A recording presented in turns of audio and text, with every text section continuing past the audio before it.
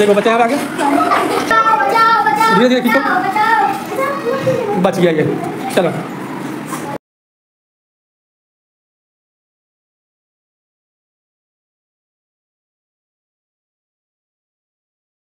जोर से।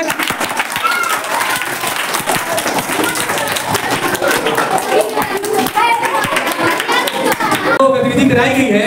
अक्सर देखा जाता है गांव में बच्चे बहुत सी घटनाएं घट रही है, बच्चे चले जाते हैं गांव में नहाने, गांव से निकल तालाबों में चले जाते हैं, घटना हमारे में आ रही है। तो बच्चे स्कूल में आए, आवाज गांव में घूमने चले गए, किसी नदी में चले गए तैरने के लिए, पर वहाँ डूब गए और इससे बड़ी बदनामी होती है विद्यालय की और जान माल की हानि होती है, माता पिता बहुत दुखी होते हैं। तो आज सुरक्षित शनिवार के तहत हम लोग दुर्घटना और पानी में डूबने से बचाव की जानकारी ली है। सबको समझ में आया? तो आपने जो गतिविधि कराई गई है, अक्सर देखा जाता है गांव में बच्चे बहुत सी घटनाएं घट रही है, बच्चे चले जाते हैं गांव में नहाने, गांव से निकल तालाबों में चले जाते हैं, घटना हमारे में आ रही है। तो बच्चे स्कूल में आए, आवाज गांव में घूमने चले गए, किसी नदी में चले गए तैरने के लिए, पर वहाँ डूब गए और इससे बड़ी बदनामी होती है विद्यालय की और जान माल की हानि होती है, माता पिता बहुत दुखी होते हैं। तो आज सुरक्षित शनिवार के तहत हम लोग दुर्घटना और पानी में डूबने से बचाव की जानकारी ली है। सबको समझ में आया?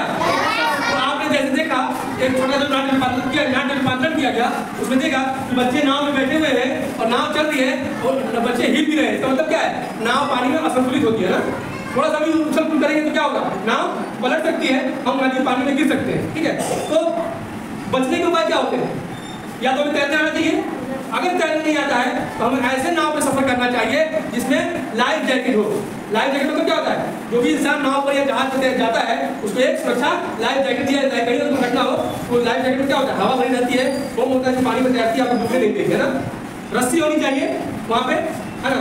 और नाव जो नाविक है, नाव चला रहा है, उसमें से नाव की जो टीम के सदस्य हैं उनको तैरने आना चाहिए कि वो भी कूद करके जाकर लोगों को बचा सके, है नहीं।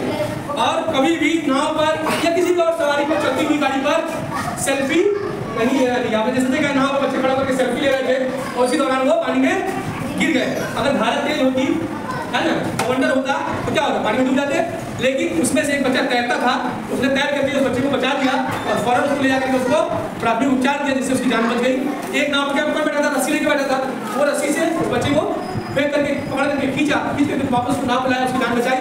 तो ऐसे हम अपनी सुरक्षा कर सकते हैं और हमें जानकारी रहेगी तभी तो करेंगे। जानकारी ये होनी चाहिए कि जिस नाव पर जाएं उस नाव पर लाइफ जैकेट बना लीजिए, नाव पर हमें सुरक्षित तरीके से सावधानी से बैठना चाहिए, है ना, किसी तरह का उछल कूद नहीं करना चाहिए। और अगर नाव पर किसी को तैरना नहीं आता है तो उस नाव पर नहीं बैठना चाहिए। समझ में आ रहा है? सबको जानकारी मिलेगी सबको?